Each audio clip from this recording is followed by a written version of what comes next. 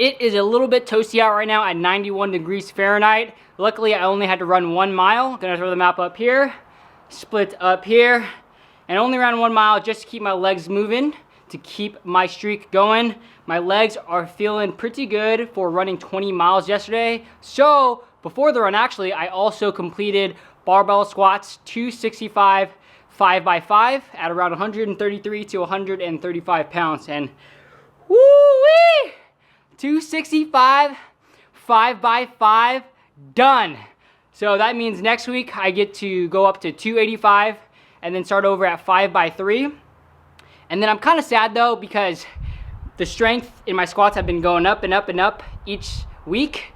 But the week after next, I start my July calendar club challenge. So I'll have to lay off the squats. So I probably will be squatting that first week, but I probably won't be squatting the last 3 weeks of July. So I'm not sure what that's going to do to my leg strength slash squat gains. So hopefully I'm still like pretty strong, though at the same time I'm okay with my squats slipping a little bit just so that I can complete the challenge, because muscle memory will definitely come back. Can't forget about my pull-ups. I ended up doing body weight times 9 sets of 15 reps per set, totaling at 135 for the day. In one of the middle sets, I forgot to click record, or I thought I clicked record, but it didn't record. But I don't mind because I did an extra 15 today. My back is getting freaking strong. At no point before was 15 really easy.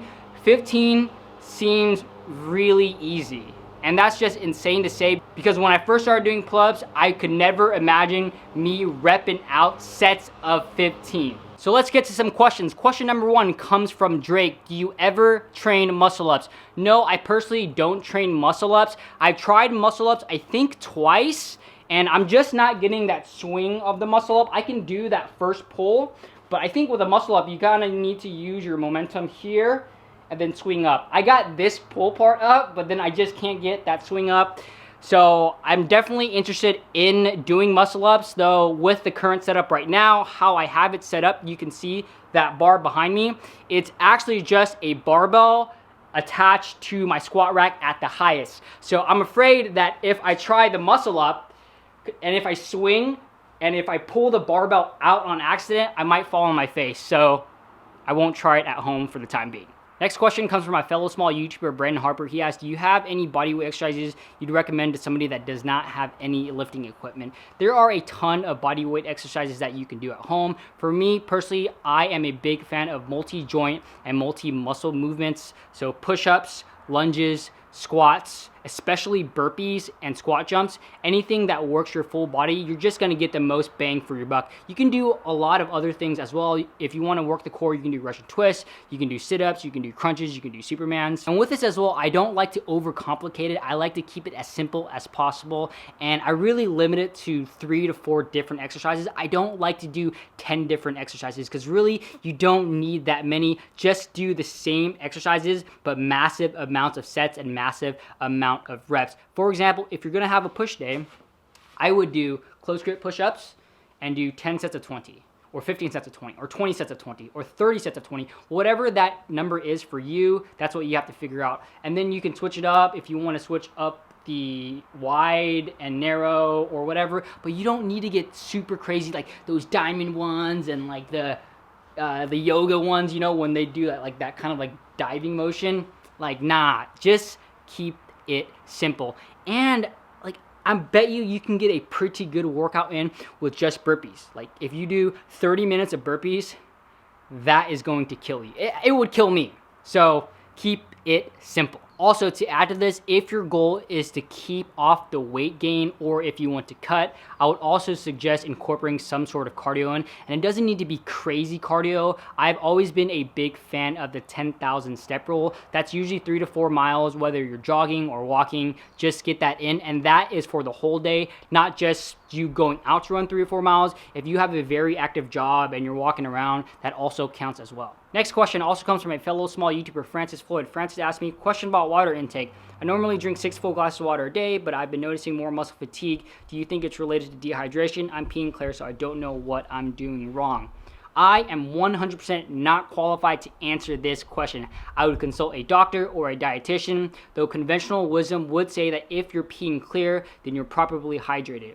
Also, thinking through this, fatigue can come from a lot of different places. It might be from dehydration, but for me, usually when I feel a little more muscle fatigue, it's because I am overtraining, and or I am not getting enough sleep, and or I'm not getting enough calories, i.e. I'm cutting, and or I'm not getting enough micronutrients. So it can be a multitude of different things. I don't know your personal journey and what you're doing, so I don't know. Next question also comes from a fellow small YouTuber, Augie Silver Fitness, aka Kelvin.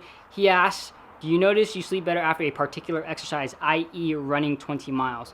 I don't necessarily sleep better after certain exercises. Like, I think I sleep pretty much the same whenever I exercise, with the caveat of I won't sleep better, but I'll sleep worse, and my sleep will be bad depending on how I train that day. And it's usually not the day that I train. It's if I have a hard training session and I am going to be sore, it's the day of the soreness that when it really kicks in, that I will have terrible sleep. So for example, last night I ran 20 miles and my body recovered normally. 20 miles isn't over the top for me in terms of recovery, in terms of soreness, so I slept fine. Though I barbell squatted today, pretty heavy, 265, 5x5, and that is heavy for me, and I know I will be sore tomorrow and in 2 days time. Tonight, I'll probably sleep fine, but tomorrow and 2 days from now, my sleep is probably going to be really bad, and it's not like that bad. I just get up more often than I usually do. Usually when I am sore, like when I'm sleeping, I can feel the soreness creep up on, and that's what causes me to wake up, because it's those aches and pains of the soreness that's coming on. Does anyone else get that? Next question, also from a small YouTuber, Caldwell Fitness. He asked, do you foam roll? Yes, I foam roll, but not enough. I foam roll probably once a week or once every 2 weeks. I always incorporate it in, though when the time comes, I'm like, I'm gonna go lift or I'm gonna go run instead. So thanks for the reminder, I need to foam roll. Last question of the day comes from another fellow small YouTuber, Power Weight Training. He asked, ever think about time under tension instead of counting reps? For me, there is a time and a place for time under tension training, especially when I'm doing negatives. Usually time under tension training for me, I usually do it in my accessory work. For my barbell lifts, for my main lifts, I don't do time under tension, especially if it's squats, especially if it's deadlifts or even bench press, because I am at my full capacity, and how I've been doing those lifts, it's more of like a touch and go. Whenever I bench, once I hit my chest, I just pop right back up. I don't pause here, though definitely it'll help, or that time under tension to do it slower and then up might help a little bit more. But because I am kind of at that red line, I typically don't like to do like time under tension, and I'm really just focused on getting that weight up. And same thing goes for my squats as well.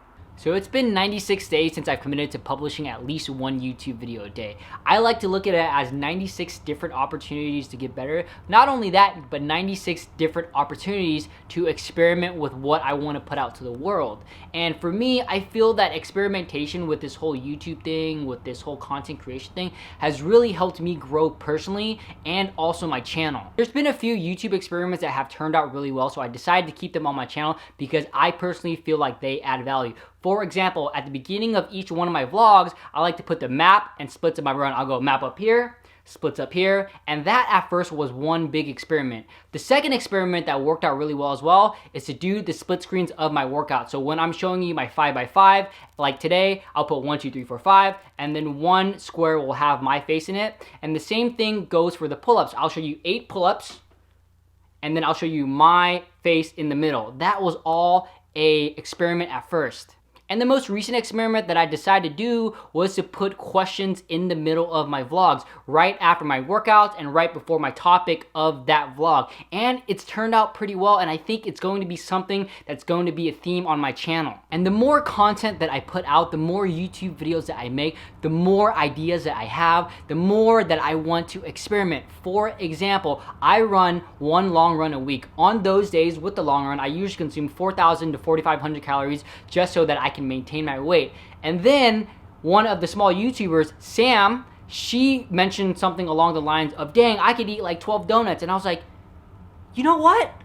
I could do that on the long run days, because usually I don't have enough calories and I would feel guilty and I don't want to smash all my calories with donuts. But on those days, I can eat a dozen donuts. It can be a food challenge or whatever it is that I want to do on those days. I can consume a Ben & Jerry's. I've never eaten a Ben & Jerry's because they have too much calories. But now on those days, I can eat whatever I want guilt-free. So that's an experiment, and I'm super excited to try that, so stay tuned for that. So for me, as a small YouTuber, as a small content creator, this is a perfect time to experiment because I'll be able to find my groove, I'll be able to find my own style, and I'm super excited to continue experimenting. So thanks for watching. I hope you all enjoyed that video. Please give this video a thumbs up. It really helped me out. If you want to catch another one of my videos, there's a video right here. There's a video right here. Also, let me know if you have any comments down below. See you all tomorrow.